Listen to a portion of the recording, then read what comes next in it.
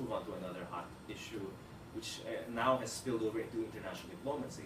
This is the internal issue of the administration's war on illegal drugs, which has caught the attention of the international community, the United Nations, for example, the United States, making it very clear that it's concerned about reports of extrajudicial killings, the conduct of the war.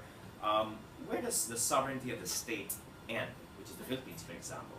And where does the intervention of the international community begin?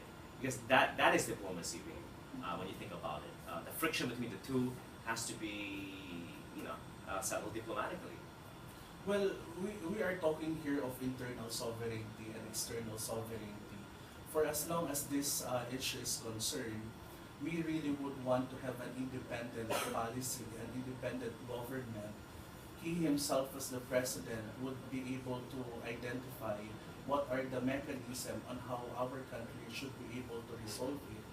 But the way how I see it, maybe he doesn't really like criticism from the international community. If there are possible criticism, it should be placed in the context of, collective and proper forum. Which is probably by calling it in the proper diplomatic channel, because sometimes which is like through ambassadors, maybe through the foreign affairs, or it really depends.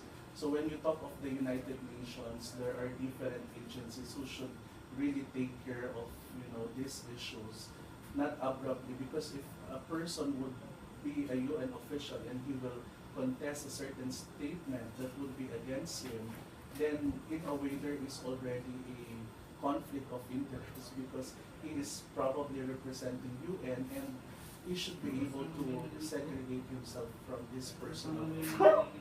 So, but on the other hand, international criticism has played an important role in settling international disputes as well. I mean, if it weren't for the criticisms of human rights groups, of humanitarian organizations, perhaps the war in the Balkans would have continued, for example.